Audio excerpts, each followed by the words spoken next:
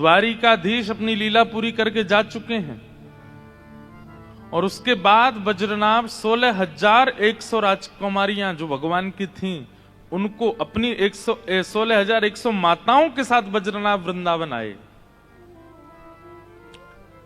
और वृंदावन आकर के उनको क्या मिला? कुछ भी नहीं, यहां कोई नहीं है, केवल यमुना जी हैं, केवल गिरिराज जी हैं और वृक्षवल्लरी आदि ये सब है और कुछ नहीं है। तब उन्होंने सांडिल्य मुनि का स्मरण किया और भगवान के कुल मोहित्र श्री सांडिल्य मुनि आए, कुल पुरोहित। और सांडिल्य मुनि ने आकर के कहा, सबसे पहली बात बहुत ध्यान से सुनिएगा,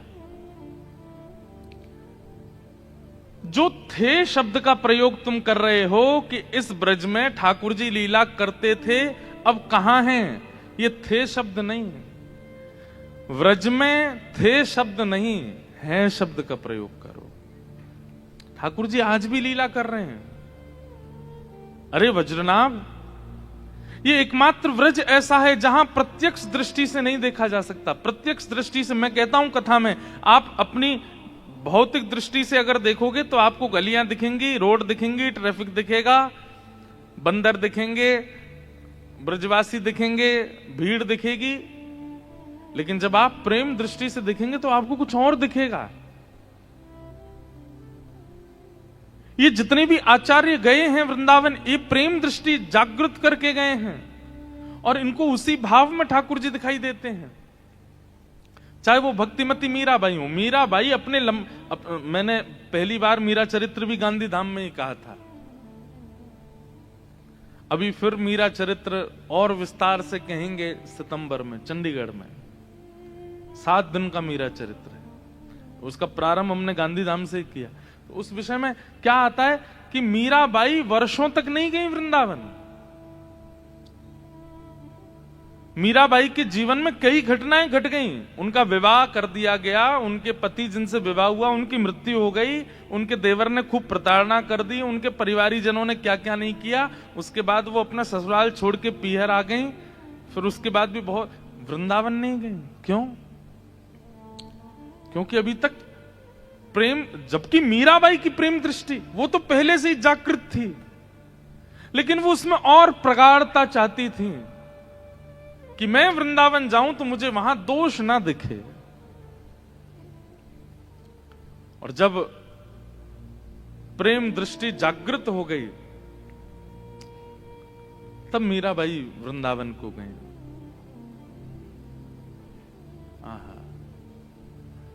और वृंदावन जाकर के उनको भौतिक वृंदावन का दर्शन नहीं हुआ, उनको नित्य वृंदावन का दर्शन हुआ। जिस गली में देखती हैं, जिस चौबारे पर जाती हैं, जिस आंगन में घूमती हैं मीराबाई, सब जगह उनको ठाकुर जी का अनुभव हो जाता है। अरे कहां तक कहें, बड़े बड़े साधकों को भी, कथा बड़ी प्रसिद्ध है कि जीव गोस्वामी पाद किसी स्त्री को नहीं देखते थे, लेकिन मीराबाई दर्शन करने के लिए आई तो सेवकों ने कहा कि हमारे गुरुजी स्त्रियों से नहीं मिलते। तो मीराबाई कहती, अच्छा आपके गुरुजी स्त्रियों से नहीं मिलते? बोले नहीं, इसका मतलब आपके गुरुजी पुरुष हैं। सेवक बोले और नहीं तो क्या? अरे भैया, हमने तो सुना था कि इस वृंदावन में सब स्त्री हैं, पुरुष तो केवल कृष्ण हैं।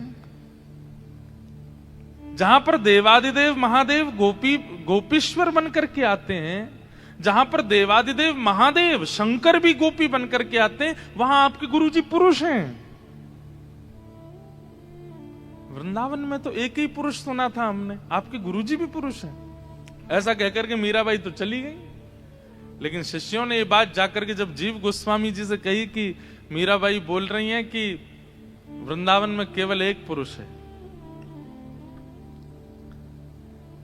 बाकी सब गोपी हैं। उसी दिन जीव गोस्वामी बोले कि भजन तो वर्षों से कर रहा था, साधन तो बहुत दिनों से कर रहा, पर फल आज मिला।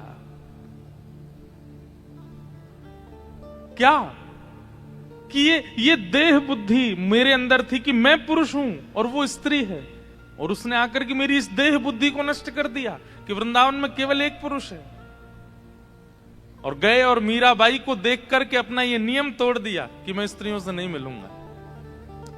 ये है प्रेम दृष्टि कि मीराबाई स्वयं तो सब जगह श्री कृष्ण का अनुभव करी नहीं है वृंदावन में, और जो साधक वर्षों से वृंदावन में उनका भी जाकर के कृष्ण दर्शन करा रही हैं।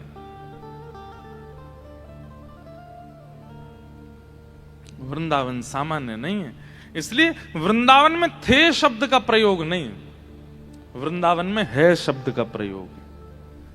ठाकुर जी लीला करते थे नहीं, करते हैं आज भी। और फिर उसके बाद सांडिल्य मुनि ने दर्शन कराया, मुझे देखो वहां दिख रहे हैं, मुझे देखो वहां दिख रहे हैं, आदि आदि सब जगह जब ठाकुर जी का अनुभव होने लगा, तब वज्रनाभ ने कहा, भगवान मैं ऐसा क्या करूं कि ब्रज मुझे स्वीकार करे। तब सांडिल्य मुनि ने 4 बातें कही। एक बात आपने बहुत सुनी होगी, नाम रूप लीला और धाम। नाम रूप लीला और धाम, ये 4 भक्ति की प्रणाली हैं, प्रेम लक्षणा भक्ति की प्रणाली हैं। परंतु इन चारों को इस क्रम से नहीं करना है। नाम रूप लीला और धाम ये बाद का क्रम है, इससे पहले का क्रम कुछ और है। क्या? धाम लीला रूप फिर नाम। समझ में आई बात? सबसे पहले धाम,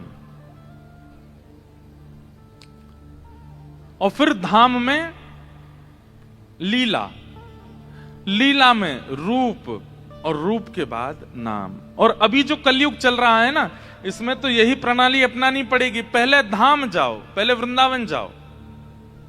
अब वृंदावन के जो सुंदर सुंदर घाट हैं वहां पर जाओ, जैसे कि कालीद है। आप लोग वृंदावन जाएंगे तो वृंदावन परिक्रमा लगाएंगे तो रास्ते में पड़ेगा कालीद है, जहां पर भगवान ने कालिया नाग के ऊपर नृत्य किया। तो जब कालीदह का दर्शन करो तो ये नहीं आना चाहिए ठाकुर जी ने नृत्य किया, वहां बैठ करके थोड़ी देर चिंतन होना चाहिए। मतलब धाम में तो आ गए, अब धाम में उस स्थान पर बैठ के लीला, लीला का चिंतन करो। अब लीला का चिंतन कैसे, सुनो। श्री जयदेव महाप्रभु कहते हैं, बहुत ध्यान से सुनिएगा, यही प्रकल्प बताया है यहां पर सांडिल्य मुनि ने कि धाम जाओ और धाम में जिस स्थान का दर्शन करो वहां उस स्थान पर लीला का अनुभव करो। राधा रमण जी गए हैं तो आप राधा रमण जी को देखो तो आपके सामने झांकी आनी चाहिए कि श्री गोपाल भट्ट जी के शालिग्राम जी थे। गोपाल भट्ट जी बड़े व्याकुल रहते थे। एक दिन उन्होंने निवेदन किया कि नाथ आपके भी नेत्र हो, नासिका हो, होठ हो, कान हो, हाथ हो, पैर हो। और एक दिन उनकी विरह भावना से ये स्वरूप प्रकट हो गया। इस भावना से जब आप उस धाम का दर्शन करोगे तो वो धाम अवस्थित हो जाएगा चित्त में। मतलब लीलात्मक धाम का दर्शन। बहुत ध्यान से सुनिएगा। कालीदह, कालिया विषधारा गंजन जनरंजन जनरंजन। अभी महाप्रभु जगन्नाथ जी अनवसर में चले गए हैं। अगर आप लोगों के घर पे कहीं भी जगन्नाथ जी का स्वरूप हो, जगन्नाथ जी, हमारी कथा में रोज जगन्नाथ जी विराजते हैं, आज नहीं आए हैं क्योंकि अगले 15 दिन के लिए जगन्नाथ जी अब अनवसर में है। इसलिए किसी के घर पर अगर चित्र भी हो ना जगन्नाथ जी का, तो एक सुंदर वस्त्र पर इत्र लगा के जगन्नाथ जी को धरा दो। अभी 15 दिन दर्शन नहीं करना है जगन्नाथ जी का। महाप्रभु जगन्नाथ अनवसर में है इस वक्त। उन जगन्नाथ जी के सन्मुख जयदेव महाप्रभु गा रहे हैं, कालिया विषधारा गंजन जनरंजन जनरंजन यदुकुल नलिन दिनेश जय जय देव हरे यदुकुल नलिन दिनेश, जय जय देव हरे। यदुकुल नलिन दिनेश, जय जय देव हरे। यदुकुल नलिन दिनेश, जय जय देव। कितनी अच्छी बात है, बहुत ध्यान से सुनिएगा। धाम जाओ और धाम में जिस स्थान का दर्शन करो वहां की लीला का चिंतन करो। केवल ठाकुर जी का दर्शन करके संतुष्ट मत हो जाओ।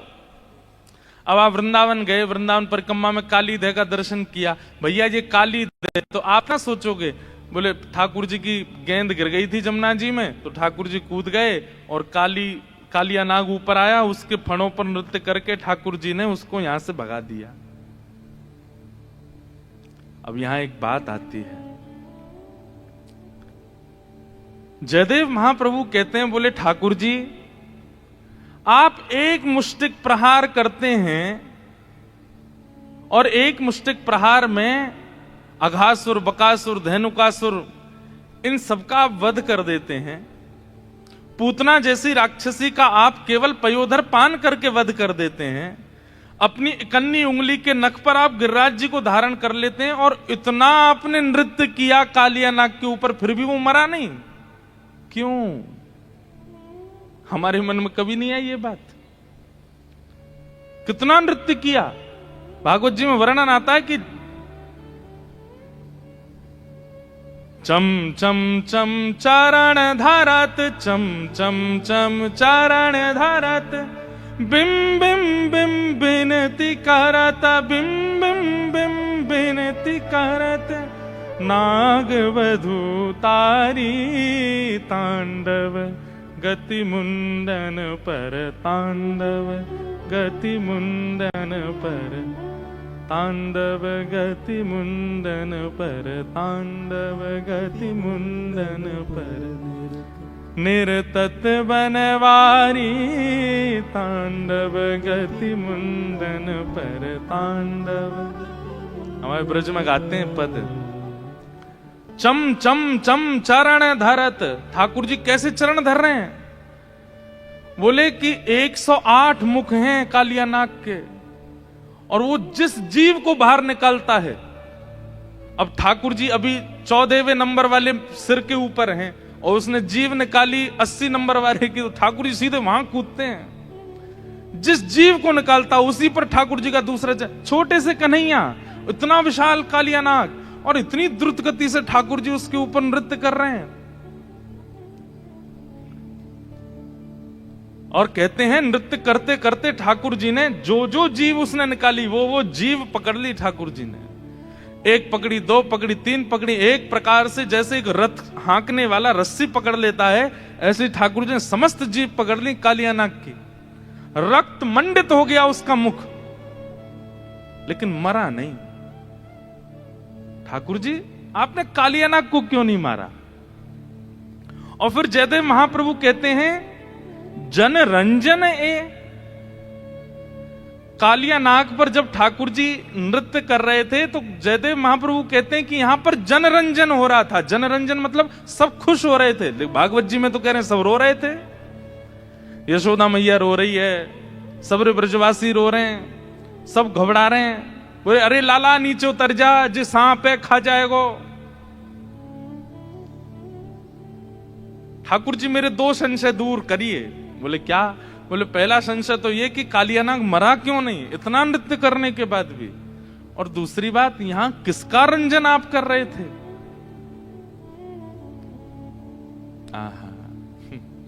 तब जयदेव महाप्रभु कहते हैं, बोले जय जय मेरे मन में एक कथा आई है। ठाकुर जी बोले कौन सी कथा? बोले मेरे मन में ऐसा भाव आया कि कालिया नाग पर नृत्य करने से 2 दिन पहले आप किशोरी जी से निकुंज में मिले थे। और वहां आपने किशोरी जी से प्रार्थना करी थी, हे श्यामाजू आप बहुत बढ़िया नृत्य करो, मुंह को भी करनो सिखाए दो। तो किशोरी जी ने आपको 2 दिन पहले नृत्य करना सिखाया था। अब जब नृत्य सिखा देते हैं गुरुजन तो फिर कहते हैं करके दिखाओ। तो आपने कहा, बोले हे श्यामाजू यहां नहीं दिखाऊंगा। बोले तो कब दिखाओ? बोले सुंदर मंच मिलेगा वहां दिखाऊंगा। मंच मिलेंगे, देखवे वाले दृष्टा मिलेंगे, तब आपको नृत्य दिखाऊंगा। ठाकुर जी हमें ऐसा लगता है कि कालिया नाग वध नहीं किया आपने। ये कालिया उद्धार लीला जो थी, ये श्री जी को आप नृत्य दिखा रहे थे। आप कंडुक क्रीड़ा करके गए, कालिया नाग के जैसे ही फण खुले तो आपने देखी याते बढ़िया मंच नहीं मिलेगा, ऐसा गुदगुदो मंच है बढ़िया वर्सेटाइल मंच है, सबसे बढ़िया मंच है। तो आप उसके ऊपर चढ़ गए और चढ़ करके आप जब नृत्य कर रहे थे तो सामने खड़े ब्रजवासी तो रो रहे थे, लेकिन पीछे खड़ी हुई श्यामाजू वो आपकी एक एक अदा को देख रही थी। आप हाथ कैसे कर रहे हैं, आप चरण कैसे कर रहे हैं, आप नेत्र कैसे घुमा रहे हैं, आपकी मुस्कान कैसी है। इसलिए जन रंजन है। बोले जन कौन है? ब्रजवासी जन। और उन ब्रजवासी जनों की अधिष्ठात्री किशोरी जी का आप रंजन कर रहे थे, इसलिए आपने कालिया नाग का वध नहीं किया। क्यों? क्योंकि उसके माध्यम से आपने श्री जी को प्रसन्न किया।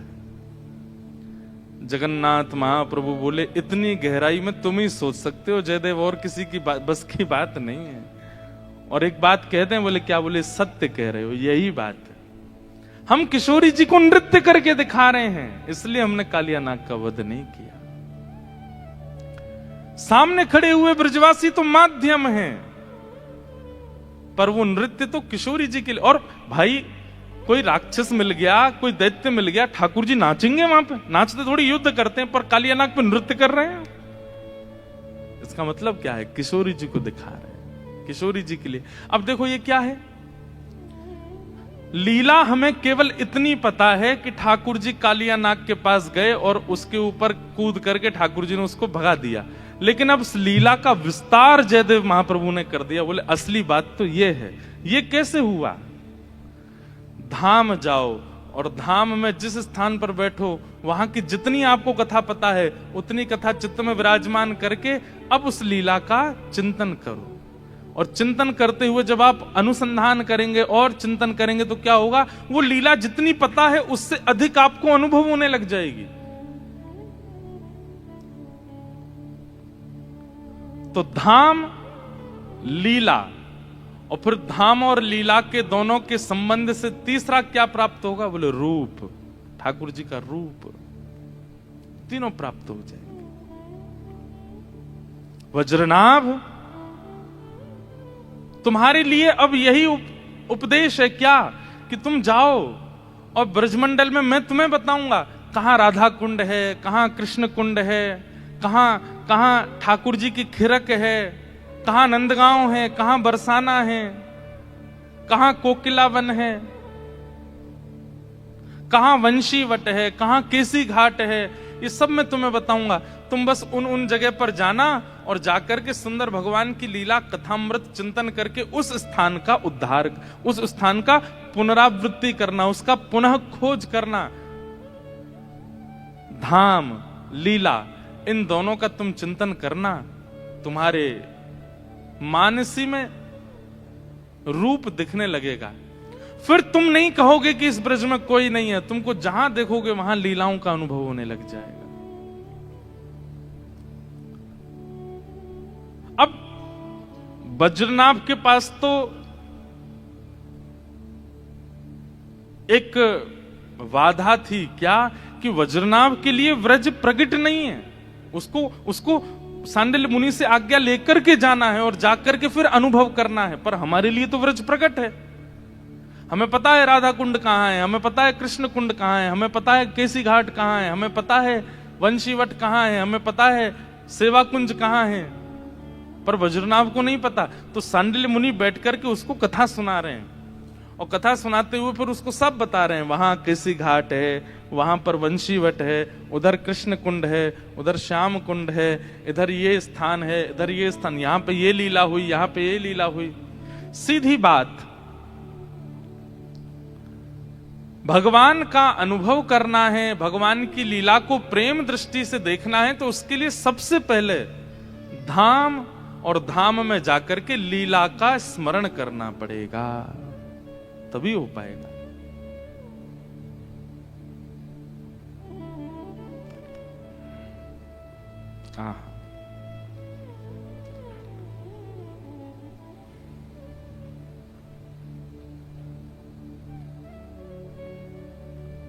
निकल पड़े वज्रनाभ और ब्रज का उत्थान करने लगे। जो भगवान कृष्ण के जाने के बाद ब्रज पूरा वनमय हो गया था, उस वन को अब उत्थान करके उसको व्यवस्थित करने लगे वज्रनाभ। लीलाएं सुनते हैं और सुनकर के फिर जाते हैं, उस स्थान को खोजते हैं, उसको प्रकट करते हैं। व्रज को 2 बार प्रकट किया गया है बंधुओं कलिकाल में, बहुत ध्यान से सुनिएगा। पहले तो भगवान के परपौत्र वज्रनाभ ने किया, उसके बाद व्रज पुनः अपने आप को ढक लेता है, उसके बाद उस व्रज को प्रकट रूप सनातन गोस्वामी, स्वामी श्री हरदास जी महाराज, हितरवंश महाप्रभु आदि आदि आचार्यों ने फिर से किया।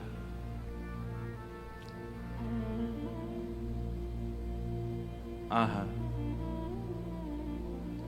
एक दिन वज्रनाभ बैठे थे, सांडिल्य मुनि ने कहा, वज्रनाभ अब तुम्हें अनुभव होता है ठाकुर जी की लीला का? अब तुम्हें क्या दिखाई देता है वृंदावन में?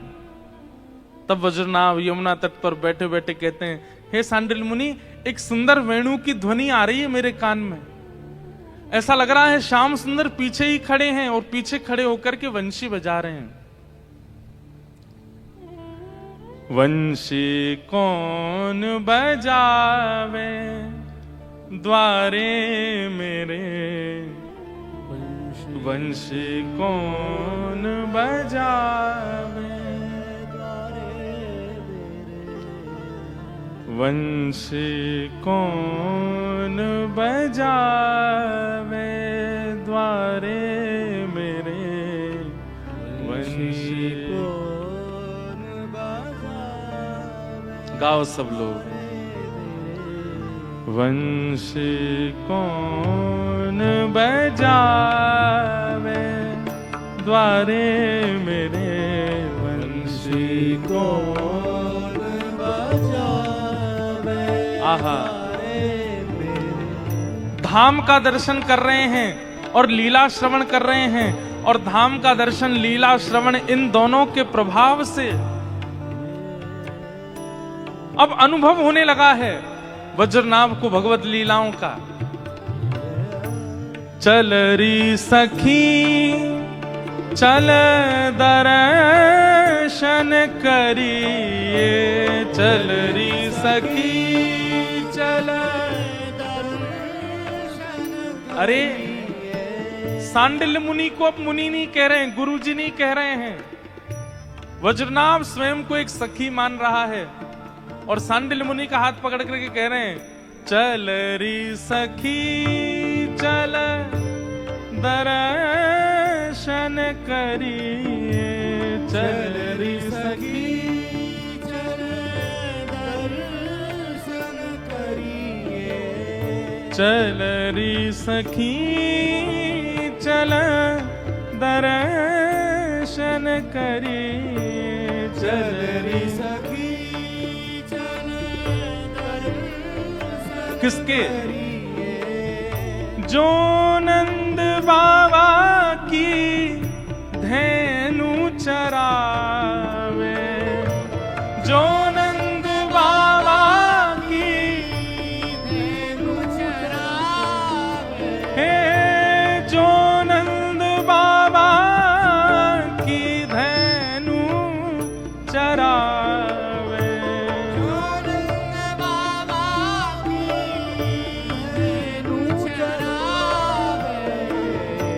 द्वार में वंशी कौन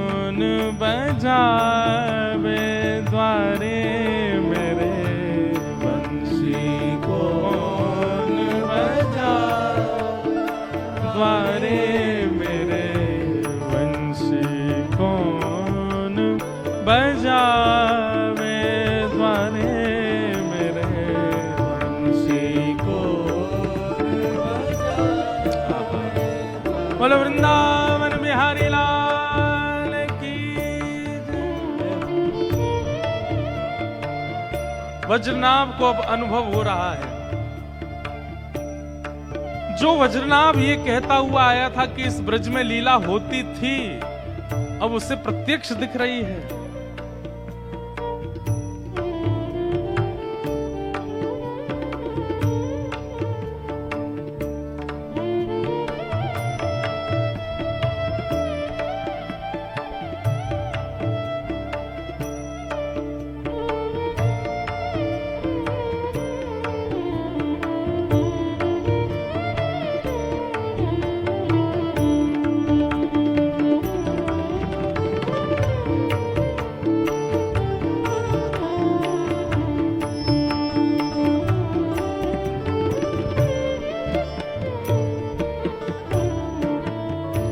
सांडिल्य मुनि पूछ रहे हैं, वज्रनाभ अब क्या देख रहे हो तुम? बोले ठाकुर जी वन से गैया चरा के हुए आ रहे हैं वापस, और सब ब्रज गोपियां अपनी अपनी अटारियों पर खड़ी हैं, कोई अपने जंगले पर खड़ी हैं, कोई अपने द्वार पर खड़ी हैं, सब ठाकुर जी की उस श्याम मनोहर झांकी का दर्शन कर रहे हैं।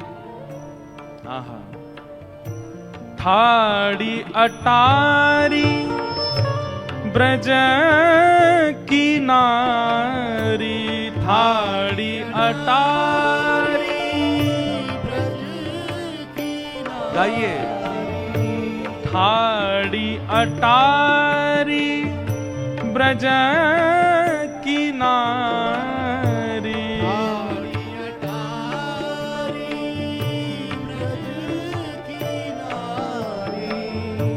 हरित फूल बरसावे,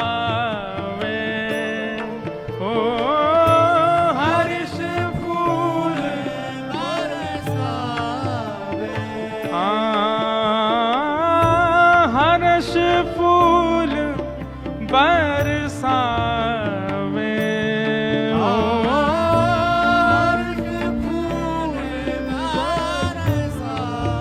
हे द्वारे मेरे वंशी कौन बजावे, द्वारे मेरे वंशी कौन बजावे, द्वारे मेरे वंशी कौन बजावे, द्वारे मेरे वंशी कौन।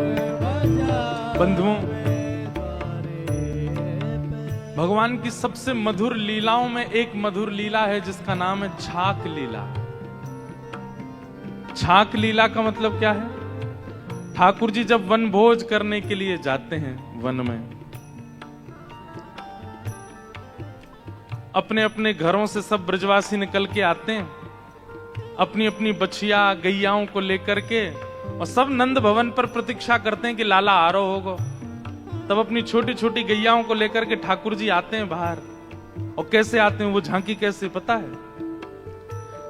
घुटने से ऊपर ऊपर तक ठाकुर जी धोती पहनते हैं, कमर में सुंदर काली कमली बांधते हैं, उसमें वंशी खोंच लेते हैं, एक गैया हाकवे की छड़ी ऐसे कंधे पर लटका लेते हैं, और उस छड़ी के अंतिम भाग में एक पोटली टंगी होती है, उसमें छाक, छाक माने भोजन, भोजन यशोदा मैया ने रखे, कछु रोटी रखी, मक्खन रखे हैं, मिश्री रखी है, वो छाक लटका करके सब ब्रजवासी देखेंगे किसकी छाक बड़ी है। मतलब छड़ी पर टंगे भये जो अंतिम भाग में जो वस्त्र हैं वो कौन को बड़ो है, कभी मधुमंगल को बड़ो है, कभी श्रीदाम जा को बड़ो होवे, सब कहें लाला आज तो या की छाक ज्यादा बड़ी लग रही है, यही की पामेंगे सब लोग। लेकिन ठाकुर जी की जो छाक है वो सबसे छोटी होती है। क्यों? क्योंकि ठाकुर जी अपने भवन में नहीं पाते, ठाकुर जी सबके भवन का पाते हैं, सबका पाते हैं। गौचारण करने के लिए जब जाते हैं तो गैया तो चरती रहती हैं, और वहां सब ब्रजवासी गोप ग्वाल घेर करके बैठ जाते हैं, मध्य में ठाकुर जी। सुकाचार्य जी वर्णन करते हैं, विभ्रद वेणुम जठर पटयो शांग वेत्रे च कच्छे वामे पाणे मृषण कवलम तत्फलम लांगुलीषु तिष्ठन मध्य चारों तरफ गोप ग्वाल बैठ जाते हैं और बीच में ठाकुर जी बैठते हैं और सबसे पूछते हैं भैया कहाँ लेके आए हो, नेक नेक बताओ।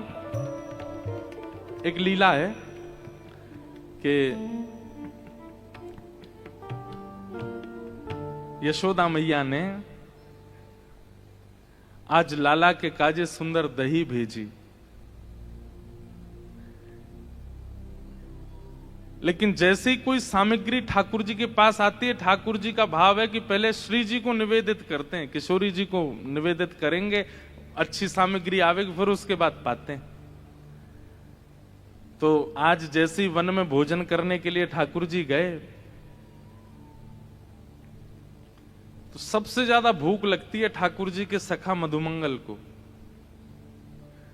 वन में पहुंचने की देरी नहीं होती कि चिल्लाना शुरू कर, लाला भूख लग रही है बहुत जोर से, जल्दी से छाक खोल ले, लाला अभी तो भूख लग रही है, कब पहुंचेंगे हम, कब बैठेंगे, जल्दी खोल ले, अरे मुकुश श्रीदामा की छाक में ते अचार की खुशबू आ रही है, लाला जल्दी खोल ले। ठाकुर जी कहें तो नेक में ही भूख लगी आवे, भोजन को कोई नाम बोल दे तेरे मुंह में ऐसा पानी आवे, तो सुबह बाल भोग ना करके आयो लाला, इतने चल के आए ना बात मेरा सबरो भोजन पच गो, मुंह फिर तो भूख लगी आई। तो कई बार ऐसा होता है कि जब बच्चे स्कूल लंच बॉक्स लेके नहीं जाते हैं ना, भूल जाते हैं, या माता जी उठी नहीं सो के, हमारी माता जी तो उठती थी, कई बच्चे ऐसे हमारे मित्र आते थे वो लंच नहीं लेके आते थे, उनसे पूछते क्यों नहीं लेके आए, और मम्मी सो रही थी। मैं तो तुझे किसने तैयार किया, बोले कि पापा ने तैयार करके भेजा। अब पिताजी को रसोई बनानी आती नहीं, मैंने कहा अब तू भोजन कैसे करेगा, बोले कह रहे थे पिताजी की लंच टाइम तक आ जाएगा, तो होता था। फिर लंच टाइम पे वो कोई आते थे नीचे से टीचर, वो तुम्हारा लंच बॉक्स आ गया ले आओ, ऐसा होता था। आप लोगों के संग पता नहीं, हमारे संग तो होता था। कई बच्चे ऐसे आते थे, उनकी माता ही सोती रह गई तो बेचारे लंच पीरियड पे ही उनका लंच बॉक्स आता था। तो कई बार यशोदा मैया सोती नहीं रह जाती हैं, ठाकुर जी ही जल्दी भाग जाते हैं, छाक लेके जाते नहीं। तो फिर यशोदा मैया किसी सखी के हाथ छाक भिजवाती हैं, उसको कहते हैं छकियारन। क्या बोलते हैं? जो ठाकुर जी की छाक लेके जाती है, छकियारी। तो इसमें दो बातें हैं कि ठाकुर जी छाक लेकर के क्यों नहीं जाते। उसमें पहली बात तो ये है कि ठाकुर जी को ये लगती है ग्वाल बाल बेचारे द्वार पे इतनी देर से ठाड़े हैं, मेरे दर्शन के काजे, मैं विलंब ना करूं, जल्दी चलो जाऊं। तो ठाकुर जी जल्दी बाहर आ जाते हैं। और दूसरा भाव यह है कि ठाकुर जी जब छाक लेकर के नहीं जाते तो किसी गोपी को अवसर मिलता है छाक लेके वन में जाने का, और उसको ठाकुर जी के दर्शन का सौभाग्य मिल जाता है। पीछे वाले नेक नेक आगे खिसक आओ, हाँ थोड़े थोड़े आगे आ जाओ, पर बिना इधर उधर देखे आगे आओ, हमको देखते हुए आओ। गांधी धाम वाले इससे भी बड़ा हॉल बनवा लो अगली बार के लिए, तब आवेंगे। आप लोग इतने भाव से आते हैं, इतने प्रेम से श्रवण करते हैं,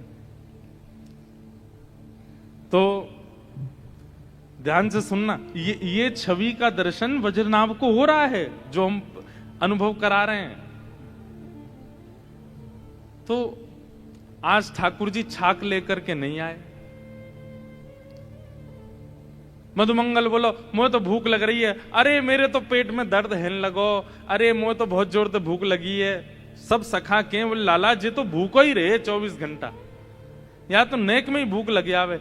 सुबह बाल भूख करके निकला है घर से, वो केवल इतनी दूर गयो है कि केवल घर से निकल के वृंदावन से बाहर यमुना जी के तट पर, इतने में तो भूख लगी आई उसको।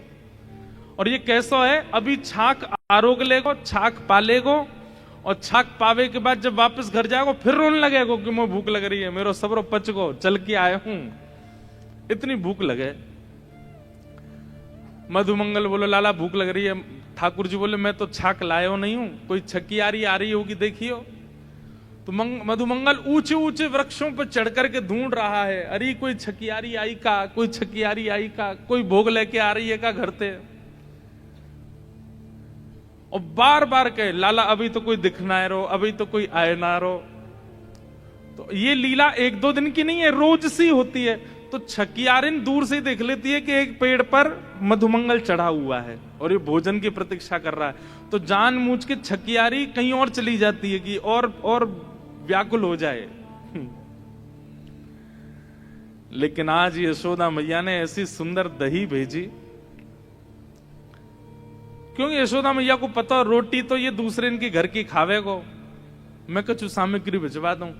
वह दही को देख करके ठाकुर जी के मन में इतना सुख आयो। जैसी छकियारी आई, मधुमंगल नीचे आगो, आकर के लड़न लगो, हेरी तो इतनी देर लग गई, इतनी देर लगो करे, हम यहाँ भूखे बिलबिला रहे हैं, भूख लग रही है, लाला बेचारो भूखो बैठो है। ठाकुर जी बोले सांची बोले कर, कोई और भूख ना लगी, यही लग रही है सबसे ज्यादा। लेकिन दही का रूप रंग देखते ही ठाकुर जी बोले ये तो पहले श्री जी को पधरानी चाहिए। और तुरंत मधुमंगल के हाथ से ठाकुर जी ने दही ले ली। बोले सुनो बैठो यहीं पे। बोले लाला कावे हो? बोले तो पता है हमारे ब्रज में एक वृक्ष है। बोले तो वह वृक्ष के नीचे सामग्री धरवे थे, वृक्ष में थे अमृत बिंदु गिरे। वो अमृत बिंदु गिरते ही भोजन जो है का अमृत तुल्य है जाए, वाकु पावे के बाद में युवावस्था बनी रहे। मधुमंगल बोला अच्छा लाला। फिर बोले नेक देर प्रतीक्षा कर, मैं यहां में अमृत बिंदु डलवा के लाऊं। अरे लाला हमारे तो प्राण ही निकल जाएंगे, तू कहां जाएगा? ठाकुर जी बोले तू बैठो रे मैं जा। बोले हम ले चल। बोले ना है एक ही व्यक्ति जा सके, ज्यादा जामे तो अमृत ना निकले। अच्छा ठीक है लाला चलो जा। ठाकुर जी लेकर के दही सीधे पहुंचते हैं गिरिराज जी, और गिरिराज जी में जाकर के श्री जी को पवाते हैं। श्री जी के संग छाक लीला करते हैं। ठाकुर जी कुंज और निकुंज दोनों में एक साथ लीला कर लेते हैं। जहां ग्वाल बाल है ये कुंज है, और जहां श्री जी है वो निकुंज है। भैया कोई चिल्ला करके मत बोलो, पीछे से कथा चल रही है ना, धीमे धीमे बोलो। सब लोग इधर देखो। श्री जी को जाके पवा दी। श्री जी ने खूब प्रेम से पाई, और जब श्री जी ने भोग लगाया ठाकुर जी बोले अब दे दो, अब लेके जाऊं या है। और जैसे ही आए वापस आकर के सब ग्वाल बाल मचल रहे हैं। बोले लाला भूख लग रही है, जल्दी बैठ जा आए के। ठाकुर जी बीच में बैठ गए, चारों तरफ ग्वाल बाल सबको प्रेम से पवा रहे हैं ठाकुर जी। तो हमारे अष्ट सखा गाते हैं आज दधी मीठो मदन गोपाल, ऐसो दही हम कबहू न चाखो, सुन गोकुल के नाथ। लाला सांची कह रो तू यहां बढ़िया वारो अमृत दलवा के लाया हो, ऐसा मीठो तो हमें कभी मिला ही नहीं है। क्यों? श्री जी का अधरामृत है। आज ठाकुर जी इतने प्रसन्न हो गए कि ये मधुर सामग्री लाकर के देने वाली वो छकियारिन कौन सी है, उसको ढूंढो। क्योंकि उसने श्री जी के अधर से हमारे छाक को पहुंचवा दिया। आज उसको इनाम मिलना चाहिए। तो ठाकुर जी जब लौट करके आए हैं तो उस छकियारिन को ढूंढ रहे हैं। यशोदा मैया से कह रहे मैया आज तेने कौन सी गोपी भेजी छाक लेके? तो मैया बता रही है वो गोपी। तो ठाकुर जी उसके घर गए, और जैसे ही उसके घर गए हैं वज्रनाभ इस लीला का दर्शन कर रहे हैं। हाँ सावर सखी बड़ी बड़ भागनी, सावर सखी बड़ी बड़ भागनी, सावर सखी बड़ी बड़ भागनी, सावर सखी बड़ी बड़ भागनी, जिन हरि कंठ लगायो, जिन हरि कंठ लगायो, जिन हरि कंठ लगायो, जिन हरि कंठ लगायो, हे द्वारे मेरे वंशी कौन बजावे, द्वारे मेरे वंशी कौन बजाई, द्वारे मेरे वंशी वंशी कौन बजावे, द्वारे मेरे बंशी कौन बजावे। चल री सखी चल दर्शन करिए, चल री सखी चल दर्शन करिए। जो नंद बाबा की धेनु चरावे, जो नंद बाबा की धेनु चरावे। वंशी कौन बजावे, द्वारे मेरे वंशी कौन बजावे। हाँ द्वारे मेरे वंशी कौन बजावे, द्वारे मेरे वंशी कौन बजावे। ठाकुर जी आज वन में गए, छाक लीला करके वापस आए और वापस आकर के एक सांवल सखी, एक सांवली सखी जो छाक लेकर के गई थी, उससे ठाकुर जी घर जाकर के हृदय लगा रहे हैं। और ये दर्शन किसको हो रहा है? वज्रनाभ को। किस प्रभाव से? धाम दर्शन और धाम दर्शन करते हुए लीला श्रवण। धाम दर्शन और लीला श्रवण ये दो साधन किए हैं, और इनका परिणाम क्या हुआ कि रूप का अनुभव होने लगा, दिखने लगे ठाकुर जी। जिस वृंदावन में कोई नहीं दिख रहा था वज्रनाभ को, उस वृंदावन में लीला दिखने लगी, गली दिखने लगी, चौबारे दिखने लगे, अटारी दिखने लगी, सखियां दिखने लगी, लीलाएं दिखने लगी। सांडिल्य मुनि के चरणों में प्रणाम किया, बोले भगवान सब आपकी कृपा। तो ये भजन का रूप है। सबसे पहले तो धाम जाओ, और धाम में जिस स्थान पर जाओ उस स्थान की लीला श्रवण करो। आप गोवर्धन गए हैं परिक्रमा लगाने, लेकिन गिरिराज जी की लीला नहीं सुनेंगे तो परिक्रमा का कोई फल नहीं मिलेगा। फल तो मिल जाएगा, लेकिन फल चाहते हो वो बात अलग है, पर प्रेमी लोग फल नहीं चाहते। प्रेमी लोग तो केवल प्रेम आस्वादन चाहते हैं। तो इसलिए गिरिराज की कोई लीला सुन करो वहां बैठ करके। राधा कुंड गए तो राधा कुंड की लीला सुनो, कृष्ण कुंड गए तो वहां की लीला सुनो, नंदगांव गए तो वहां की लीला सुनो।